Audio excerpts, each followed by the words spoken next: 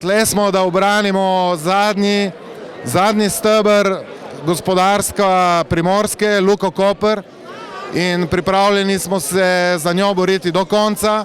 Zadovoljni smo, da se je toliko zbralo.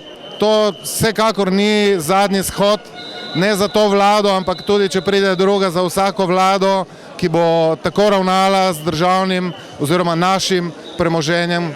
Vse to so ustvarili naši predniki in mi in nimajo nobene pravice to razprodajati pod nobenim izgovorom.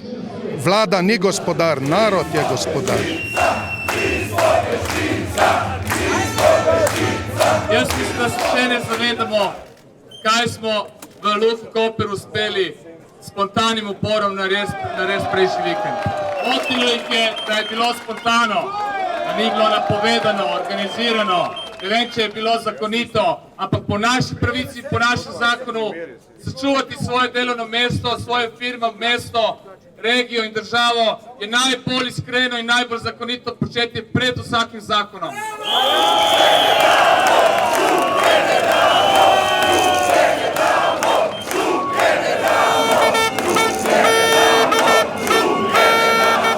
Več kot 10 let smo v združenju malih delničarjev čakali, da bomo deležni tudi tovrstne podpore, ker je, kot kaže, to edino, kar zaleže, da se ohrani po vsem tem času številnih podjetij, ki so žal drugače odplavala.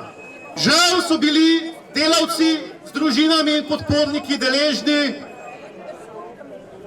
arogantnega, žaljivega odnosa, zaostrene retorike strani najvišjih predstavnikov Republike Slovenije.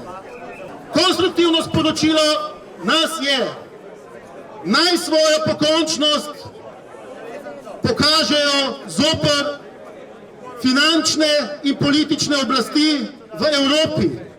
Naj pokažejo svojo pokončnost zoper globalni kapital in finančne institucije. S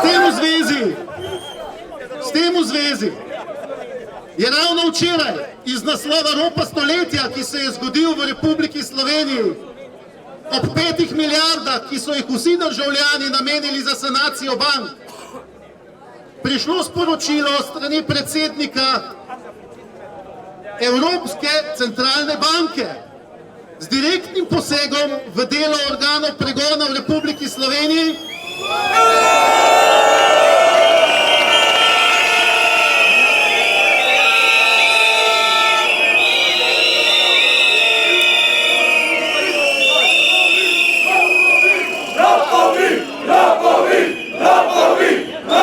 ki so končno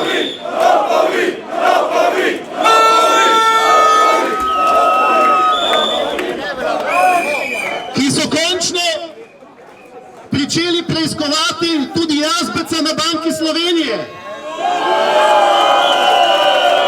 in njegova ravnanja, razlastitev in škode, ki je narejena ne samo vsem državljanom, pač pa tudi perspektivi in gospodarstvu Republike Slovenije.